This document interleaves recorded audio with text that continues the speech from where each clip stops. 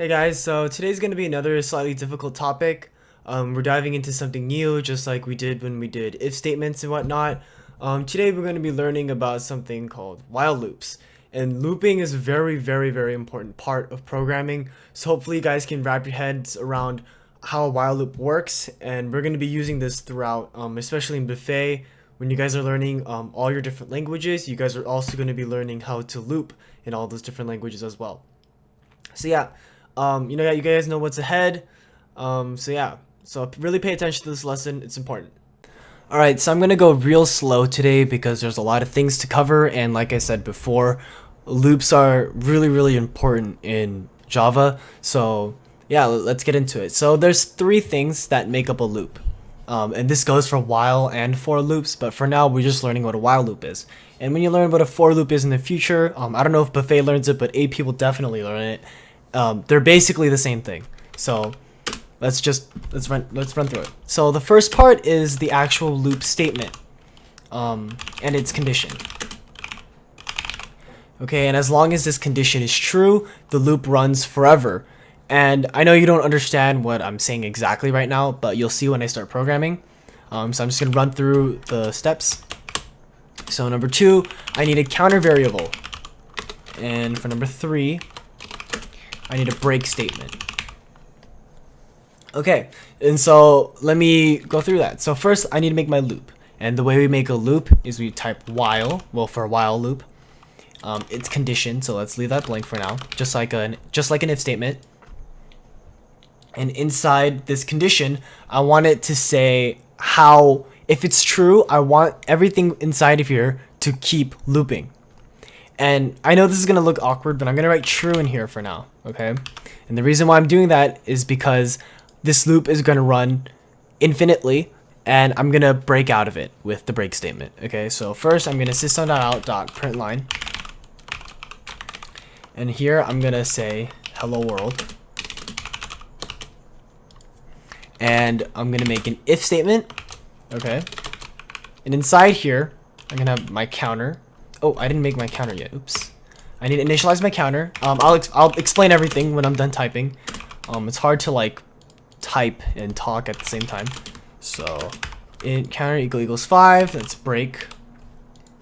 And counter equals counter plus 1. Okay. So there's a whole bunch of stuff I just wrote. So let's go through it one by one. So this is my counter variable.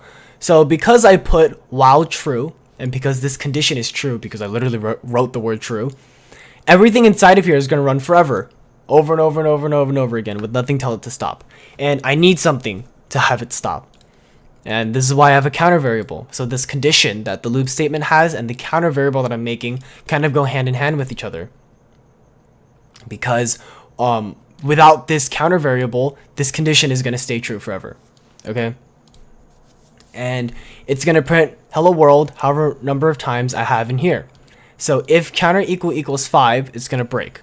And what break does, just break semicolon, is the moment counter equals 5 and this becomes true, it's going to break out of whatever loop it's inside of. And because this if statement's inside a while loop, it's going to break out of here. So let's say I had another while loop in here, which you guys won't be doing, but let's say I had another while loop and I broke out of that one. Let's quickly write one. Right, inside here, if I had some if statement and I break, it's going to break out of this while loop and then go to the outer while loop. That was a little complicated. You don't have to think of loops that way. We're never going to make something that complicated, or at least not anytime soon. So yeah, this is going to break out of the innermost while loop, if you can try to understand what I'm saying. And this counter has to actually count, which is why I named it counter. So this is counter equals counter plus 1. And what's going to happen is while true, so this is going to run because this is true. It's going to say hello world, go through all this code because 0 doesn't equal 5. This is false in this if statement. It's going to pass this if statement, right? Then counter is going to equal counter plus 1. Then counter gets set to 1. And it's going to do this 5 times. So actually pause the video here and try to guess what the output's going to be. Okay? Like really think about this one. Because it's not as clear cut as you think it's going to be. Alright, so I'm going to compile and run. And what's going to happen if you count, it's going to say hello world 1, 2, 3, 4, 5, 6 times. So why is it 6 times? We know that Java counts from 0, right? So if anything, this should come out 4 times because it's going 0, 1, 2, 3, 4, and then 5 it breaks. But it's not 4 or 5, but it's 6. So you really want to think how the code is running right now. So afterward, I'm going to write its index just to show you guys what's happening. This is called, I said index, but it's the same thing as the counter. Okay, so I'm going to compile and run. And so now it's going to say the counter every single time I say hello world. And so what's happening is I'm saying hello world 0, right? So this counter doesn't equal 5 yet. So 0, 1, 2, 3, 4, 5. So why is it saying hello world 6 times? Well, this is because on the 5th loop, on the 5th time, actually this is probably more clear if I put it before hello world, and you'll see why. Let's do that one more time. Okay. So what's happening is on the 0th run, it's going to say hello world once. Alright? Then on the first time, it's going to say hello world again, hello world again, hello world again, hello world again. And on the 5th time, you would think that counter equals 5 would break out of it. But it's going to say hello world one more time because this if statement, this break, is happening after the hello world. So just keep in mind where your break is happening, okay?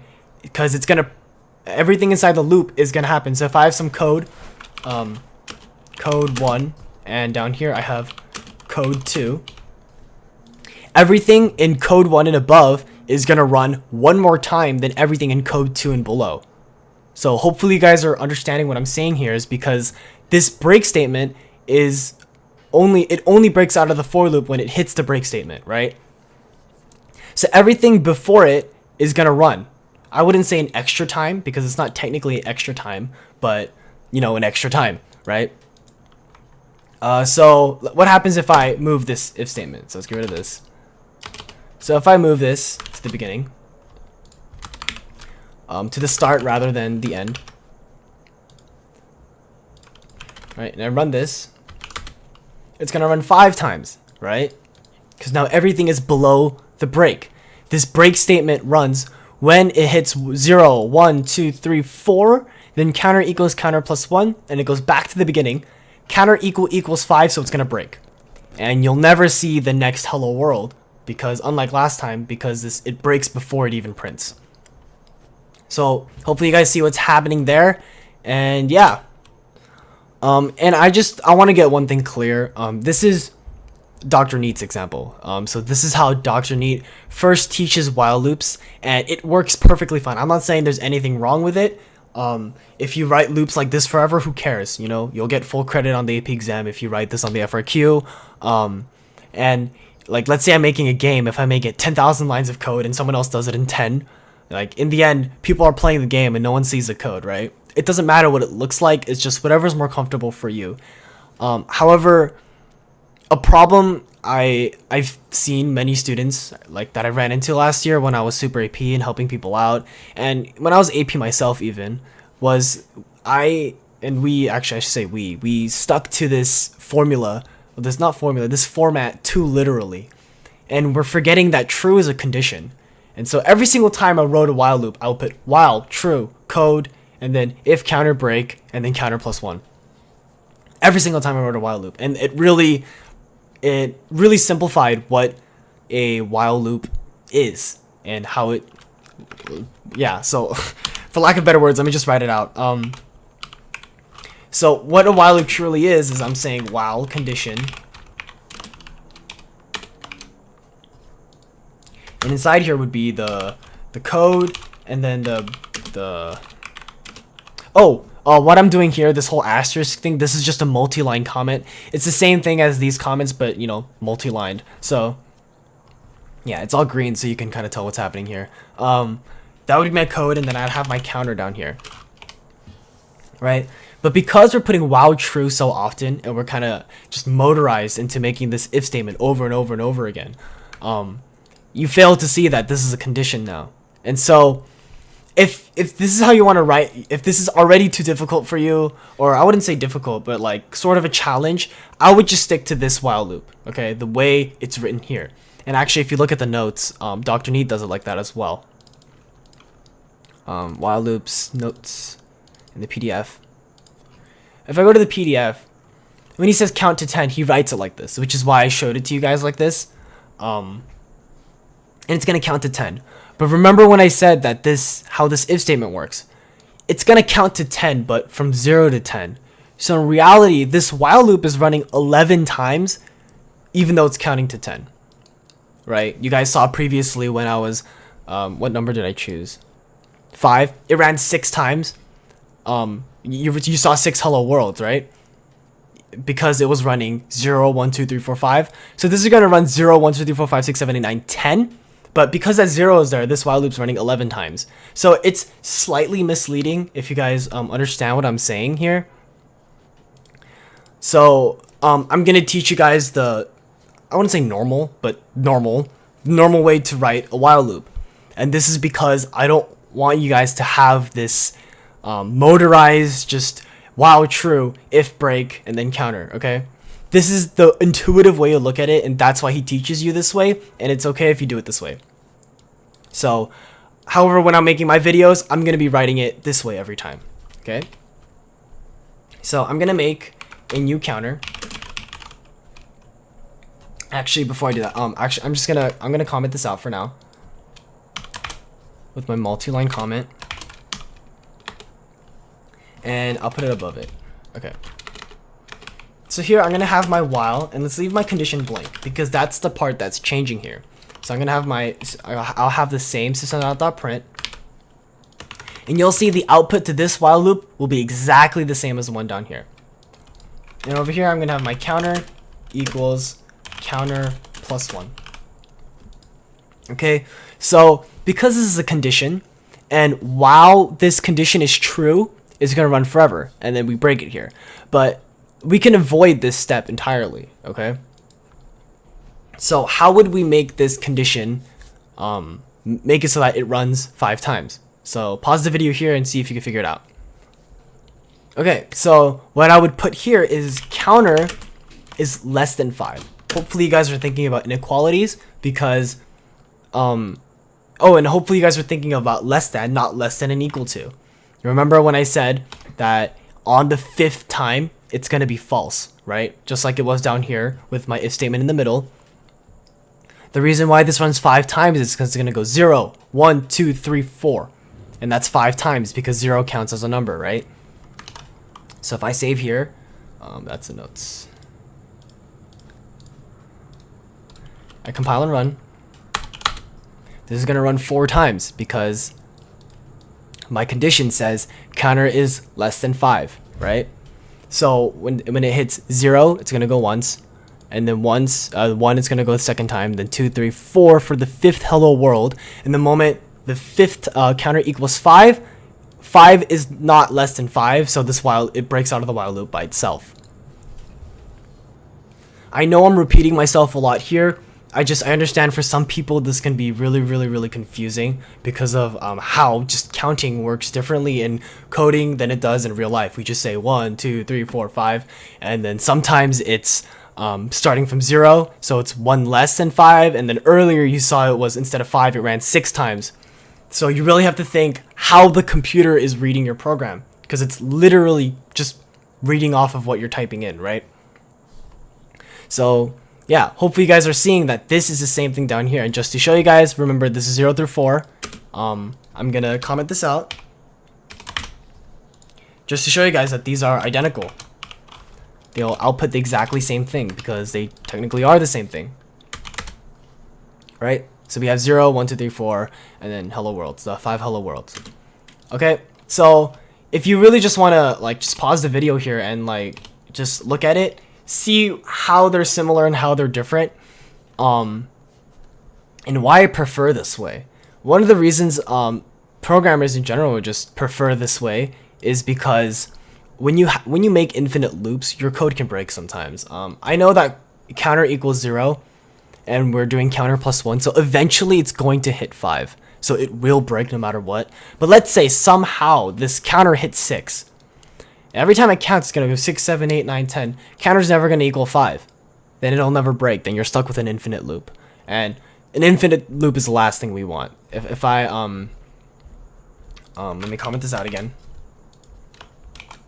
What an infinite loop looks like is, it looks like this. If I get rid of the entire counter in general and I just compile and run, you're going to see it count. Like, literally, definitely. If you go look at the right, the bar is just zooming down because I'm never telling the program to stop. So this is literally never going to stop until I hit like the maximum integer, right? And then it'll give me an error. So you could just exit to close this, or if it's some program and you can't click the X, you can hit Control C. If you Control C, it'll say terminate batch job. Then you can say Y for yes, and then it'll close. Okay. So it's really important to have a counter variable, and another reason why I don't ever make while true loops, because in order to avoid that whole infinite loop problem. But you know, for the course, this is probably never going to fail you. So if you want to make a simple loop, you can do it. By all means, do it this way. However, in my videos, I'm going to be writing it like this, just so I don't confuse people into just having this habit of constantly making while true, if break, and then counter +1. Because this condition is so much more flexible than just a true. Okay? So, one more thing to the lesson. What happens if I have 2 loops? I'm gonna get rid of this, so you can like screenshot this if you want. I don't really care. But these are the same thing. Okay? So, I'm gonna get this while loop. And I'm gonna make another while loop. So I'll say while. Counter, I'll say 5 again. I'll counter, I'll say less than 7. Okay? Then I'll system.out.print counter. And in here, I'll counter +1 one more time. Okay, so I'm gonna save. And so you can pause here and try guessing what you think is going to print. All right, so I'm gonna compile and run. And it looks like this. And it looks funny because I only see just a random 5, 6 at the end. And the reason why I showed this just now is because this is a common mistake. When you're making multiple loops, you can't share the same counter variable, right? Because this int counter was declared, well, and initialized technically up here, this counter is changing this counter variable.